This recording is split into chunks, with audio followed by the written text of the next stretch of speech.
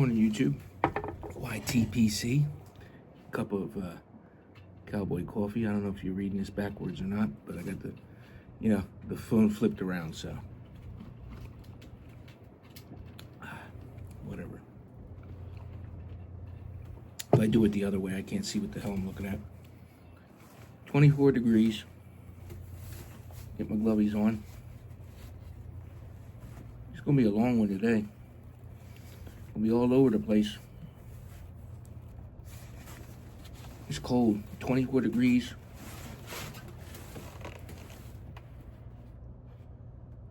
Figured I'd shoot the breeze with all this stuff going on the YTPC. Well, you know the news. You guys heard the news. You know, the StG takeover and all that. I mean, I was never really a set lift fan anyway.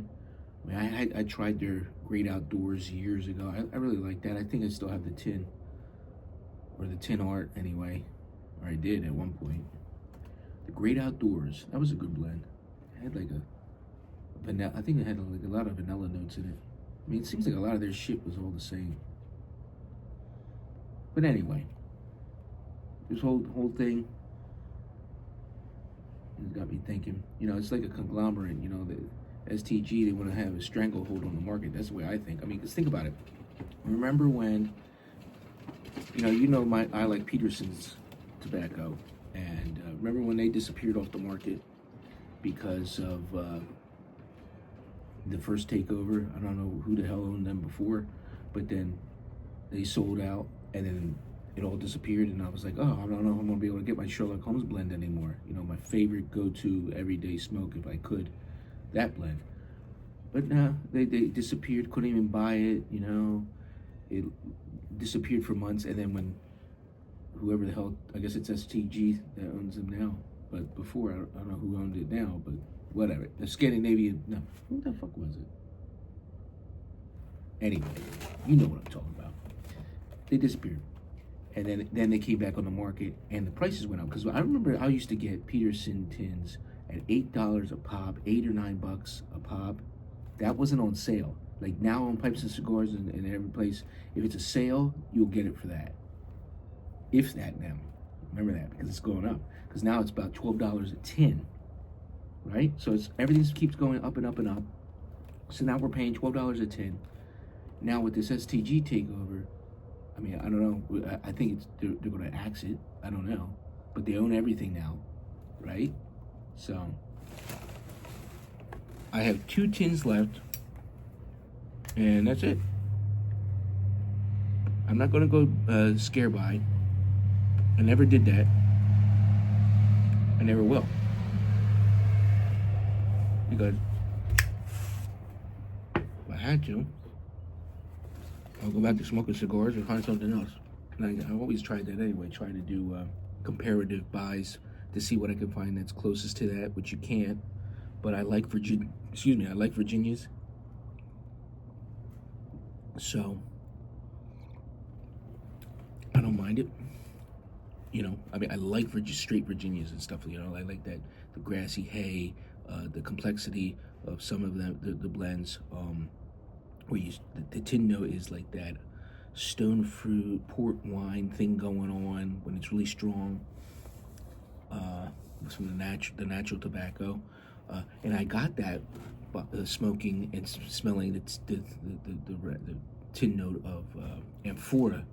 Amphora's full straight Virginia, the yellow package. And guess what? Now that's got the axe, so no more of that. I smoked the last bit of that and savored it.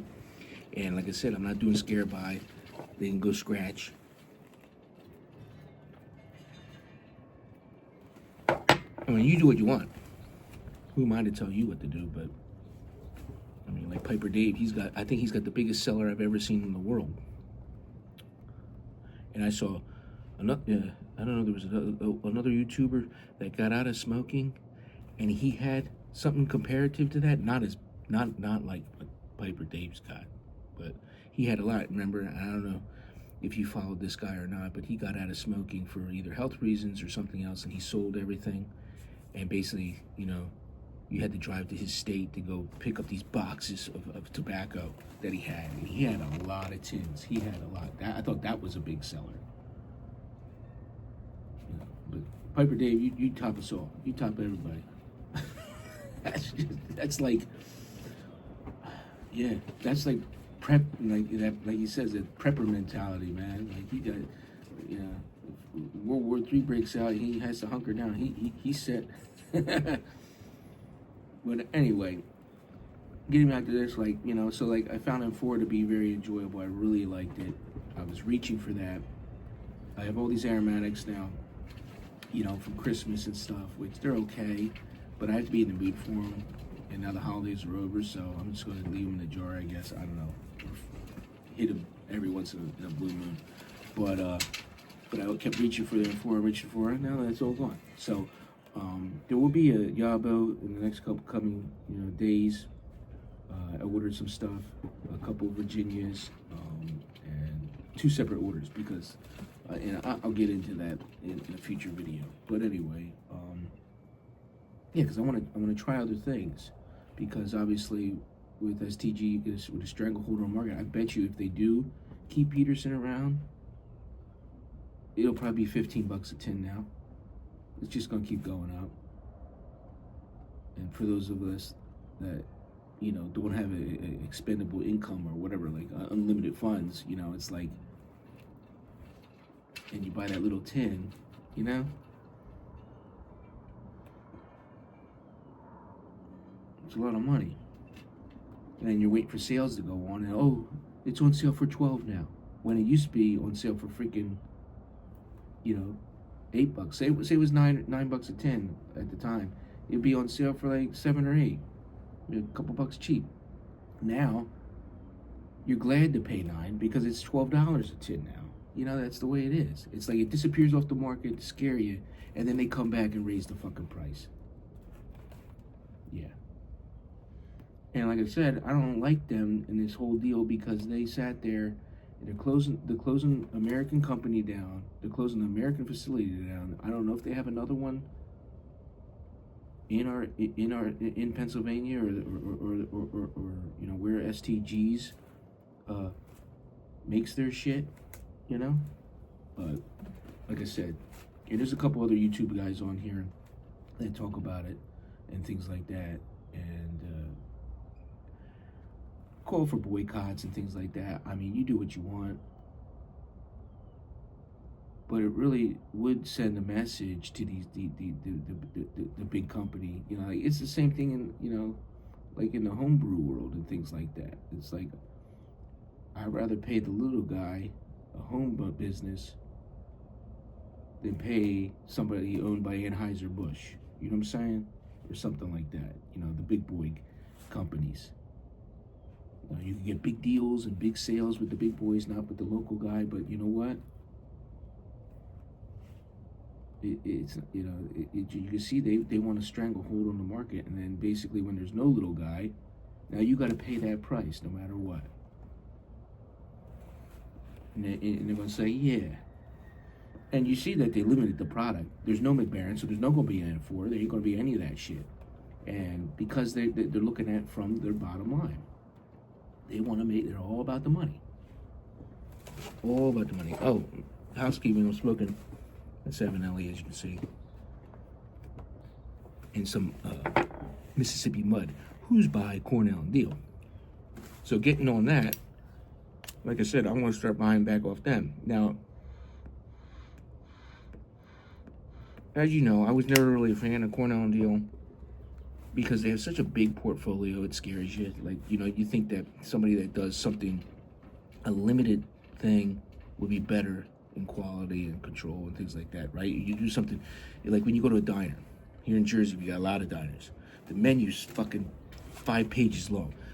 So then you have to ask the waitress, you know, what do you recommend at this establishment, you know, is the best thing to get? Because, you know, you know it's all frozen food, because, like, you know, they have seafood and things like that. Come on, it ain't fresh.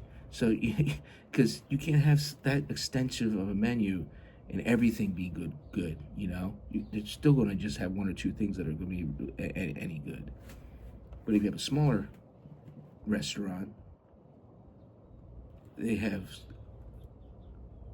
more quality control, better things that are, that they do all the time. Consistency. It's getting cold already. It's like I said, it's 24 degrees. I don't have I didn't bring out an insulated mug. I should have. But yeah, so that's what scared me about Cornell Deal. And there's so many different blends, pages and pages and pages. So it's like, but there is some things that I liked from them. So I'm not gonna say I hated them or anything, but I haven't. So in this Yabo that's coming, I did get some bulk, just 1 ounce a piece each of 2 different Virginias to try and see, if it's comparable to Amphora, because I'm gonna go with C&D, and I'm also gonna go with any other company that's not StG. That's the way I feel. I mean, if they keep Peterson's on the market, I don't know. We'll see. I'll have to see what the future brings. But if I can find something that's just as good to smoke Virginia-wise, because, I'm a Virginia lover, then I will. But I don't want to sit there and have them tell me, and take jobs from us Americans. All them people are out of job, man. All them people. In this time of bad economy and everything else, now you got this fucking outside company coming in, buying it, and closing it down, buying it up, closing it down. I mean, and again, it's whoever is running these other companies that sold out, and they're probably overseas as it is. So, they don't care. They're getting older, and they just want to fucking take the money and run. So they'll sell out to the big boy. Anyway, that's that topic. And like I said, I've been listening to a lot of guys, a couple of new subscribers that don't have any subs, really. I just found them in the bowels of the YTPC. One guy, I'll give him a shout out, I Digress. He's only got like 25 subs. But he had some interesting shit on this topic, and he's pretty funny. So I was listening to him and Millennial Codger. Now this is my next topic. And, a lot of you guys love and hate him. I find him funny. And, but to each his own. Hey. So, I don't really talk crap on other presenters or anything, but when you're a big boy, and you got 1,000, 10,000, 55,000 subs, go scratch. You can take it. Because you're out for the fucking money. Don't tell me you ain't. Don't tell me you fucking ain't. You get a paycheck from fucking YouTube. You're gonna, push your shit out. Even if it is a tobacco community, it's still, you're getting the views and you're getting a paycheck if you're that big. Maybe. But before, because so this is what I want to touch on with this. We all, not all of us, in the YTPC, but all over YouTube, there's that glimmer of you can make some money off this thing. Back in the day, you could. Like I said, my brother-in-law, who owns the Cracked Egg restaurant now, businessman now, but he was a kid and he was playing Madden 95 or whatever, not 95. That's my years, but Madden, and making bank, man. He was making like $7,000 a fucking month with 20,000 subs back in the day. Not $7,000, but he was making like $1,000, man, like every a quarter or something. He was making money, man. He was making money on YouTube. And I saw that. And he said, yeah, man, you can make money, man. Take your home brewing and put it on YouTube. Because I just started getting the home brewing. I was like, yeah. And I was watching Craig, Craig Tube, one of the biggest guys that taught us all how to brew. And so I was like, yeah, maybe I can make some money like that. Now, this is right before the YouTube apocalypse. So everybody can make money. If you were getting views, you're getting a check. Even if it was like $5 a month, you would get something once it, the ad revenue added up. Then all of a sudden, there was the YouTube apocalypse. I just started making my videos in say September, October-ish. And then that January or whatever, December, that's when the YouTube apocalypse happened. And even my brother-in-law wasn't making any more money anymore. Like, we all had to sit there and have you had to have a minimum of 1,000 subs or even 10,000 subs, and then you need like 1,000,000 views. So you still had the guys that were big, like Ron Paul, whatever that Paul guy that just fought Tyson, like his brother or whatever. I don't know if he was in the YouTube or the other one. They used to do videos, and they made millions doing the videos. So they those guys like that were that big.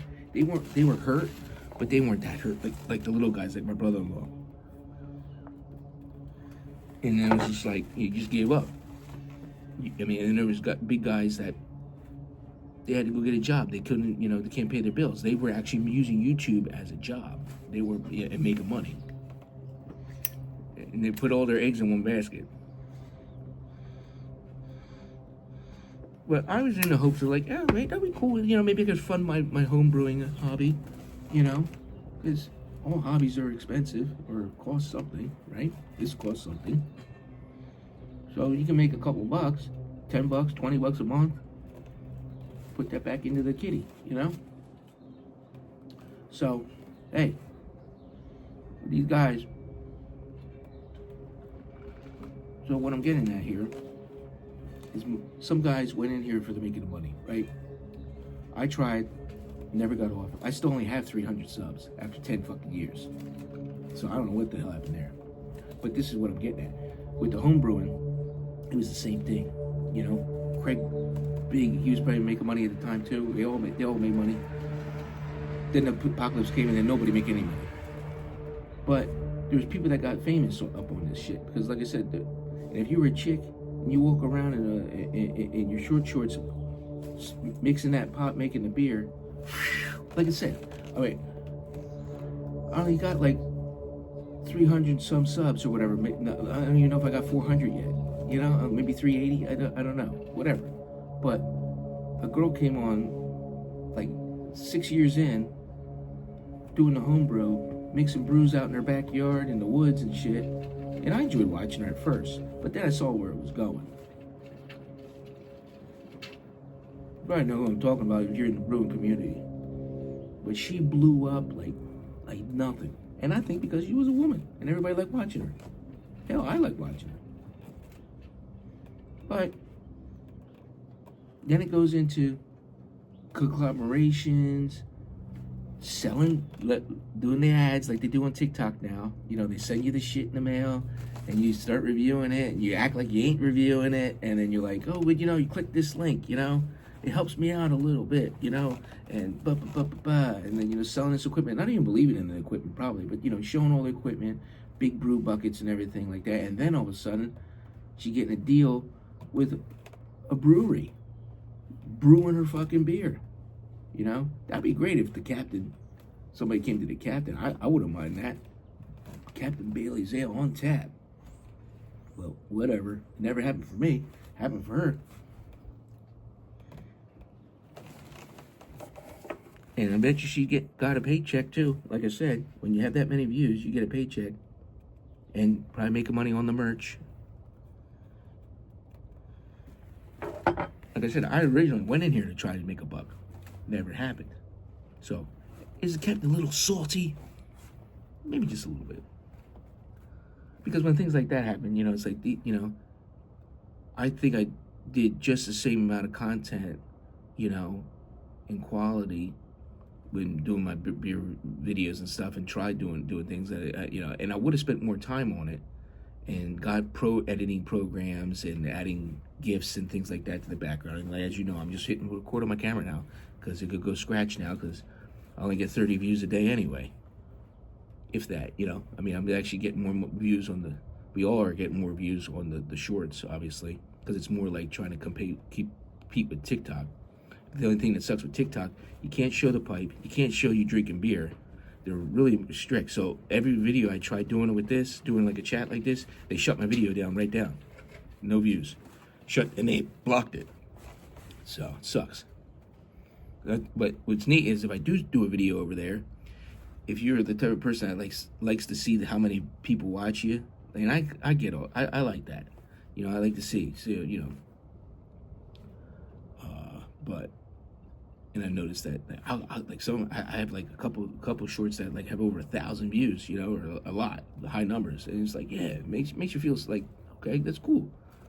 A lot of people saw it. But then, same thing on TikTok. If I do something normal, like me walking in the woods or making a piece of pizza or something, you know, some cooking video, boom, man, that shot up to like 1,000 people or whatever, like, boom. But it's like, I just don't like the platform. Basically going out. Look, 20 minutes, guys. Whoa, this is a long one. But anyway, so what I'm getting at is, you know, these fucking guys that are big YTPC presenters, mutton chop, right? And that's why I'm forgetting that with the fucking whole. He's pushing merch. He's still pushing merch. Like, I stopped when he started doing that. I stopped watching a while ago. You know, and if you see Millennial, I guess it's Millennial Codger, he did a funny thing on the old mutton chop. So that was funny. But like I said, it needs to be said.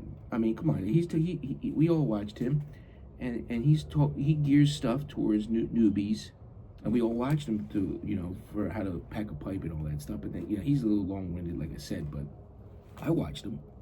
I enjoyed his earlier stuff, but then as soon as he started saying, well, it's on his own fault because his shit broke, he had trouble with his either mother-in-law or his mother, she was ill, but if he would have monetized himself before the YouTube apocalypse, he would have been making money all that whole time, and he would have had revenue that he could have saved. But then he came on there with his sob story, and then he did his monetization, and then started doing, you know, gaming and trying to make money again. You know, tried to make money so he could buy a new computer, and he was asking for donations and things like that. I mean, hey, it's his channel; he can do what he wants. But at the same time, when you start, you know, selling stuff just because, you know, to make a buck, and it just don't sound right, it smells fishy, then yeah. So yeah, and then I'm not gonna. So that's why I personally don't watch him anymore. But then, like I said, you don't give me anything that these guys ain't, these big guys. I'm talking about the big guys that are monetized and are making videos because they have to, because it's their job, and they're making money on it. Stuff and things, guys like him.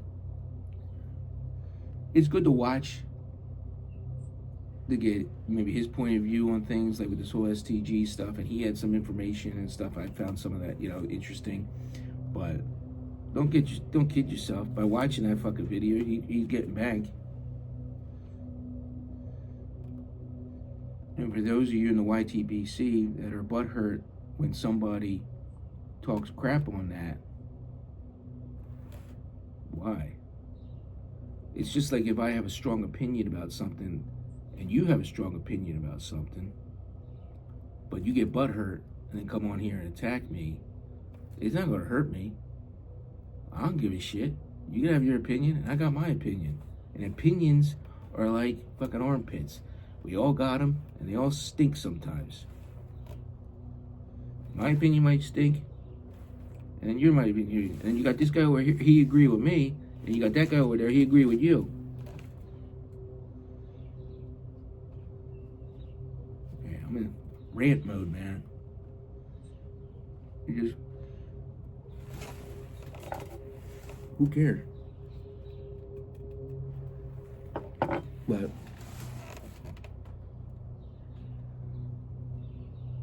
that's the thing. I just don't like. I mean, being part of the community. If you say that you're part of this community or whatever, any community, the homebrewers community, you have to engage with your audience and you have to engage with your people. These guys, you know, do they comment on their videos? They have so many fucking people. If you got 55,000 subs, how you can't comment on everything? Even Craig too couldn't keep up with that shit. He might even, you know, I don't even think you even get a like when you comment on his videos. It's just no time to do it. And if he does it for one, I mean, he's a more personable guy. So, you know, he'll say, you know, I feel bad if I can't, you know, like every damn thing or whatever, you know. And I get that. As a presenter, you have that. You know, you're with your community. You know, you feel bad if you don't like everybody's thing or reply. You know, you feel like you're leaving people out or whatever. And it will, you know, and then somebody might get hurt and say, oh, look, he commented on his comment, but he never commented on mine. You know, like, why is that? But, you know, it is what it is. So, I mean, yeah. I don't even know, like I said, this is so long. Somebody's going to look at this video and not even watch it. So, but the people that do, thank you.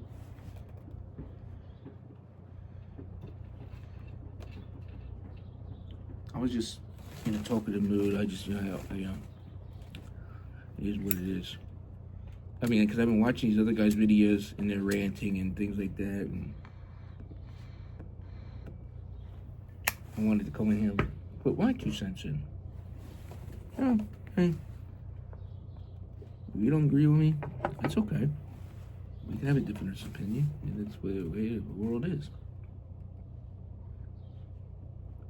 And I just like how people get butthurt so bad that they're like, they leave their comment and then they sub you and, you know, whatever. Hey, look, whatever. I'm not making no money off this, so it don't matter. But see, guys like that are so big, man, they get scared, you know. They're losing subs.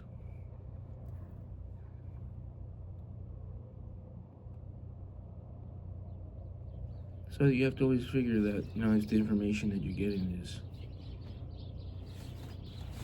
what you want. But like I said, so then you got some people calling for a boycott on StG and things like that. I mean, I'm not saying that, but I'm like, I have that inkling in me that, like, I don't want to give something, my money to an outside company that, like, has a stranglehold, you know. So fucking Captain Black can go scratch. I got some left in the jar. I'll finish that up and I won't buy it again. I didn't buy it for years. I mean, I like it, but I mean, and like even Colt Blood Red Moon. That's another one of my favorites I liked. That's owned by them. I'm not going to touch it. I'll try to find another cherry blend down the road. Find something from Cornell and Deal. Like I said, I want to go shop with the small guy and see if I can find something that's comparable. Another or Dan Tobacco or something like that. If I'm gonna have to pay $15, $18 a tin, I'm gonna buy Rat Rays. I'm gonna buy Dan Tobacco. You know, I don't want these Scandinavian tech. You know, I'm gonna sit there and make me pay $18 a tin for Peterson Sherlock Holmes now when they take it over, if they bring it back, or if they don't scratch it or whatever the fuck they're doing. You know. I'm not doing it. I'd rather pay, if I want to pay for something overseas, I'll buy something from overseas. I'll buy it from a German company. I'm not going to buy it from you because you want a stranglehold on the market and you're the only one that sells tobacco now. Fuck you. I mean, we deal with that shit as it is every day with other things. You know? So when we can hit them in the pocket, you should hit them. You know, we don't like their agendas. You know, like with the whole Star Wars thing and everything and all that bullshit. I have not watched any Star Wars since that bullshit went down. They'll get no more of my money or my time, and that's a personal choice. It's not hurting them. They're Disney's making millions of dollars. This is about 29 minutes, so I'm going to go. I think my rant is long enough. So, next couple, maybe next week, I think my packages are coming in the mail, and we'll do a couple yabos. I'll show you what companies I'm going to probably be going with. But I'm going to try the tobaccos first, obviously, and see if I like them. And, you know, Cornell Deals has such a big library that I'm sure I'll find something that I'm going to enjoy. I like the whole Lovecraft line. Not all of them, because there was that grape one. That was horrible. But, all right, guys. Until we do it again, my friends, remember, let's set sail.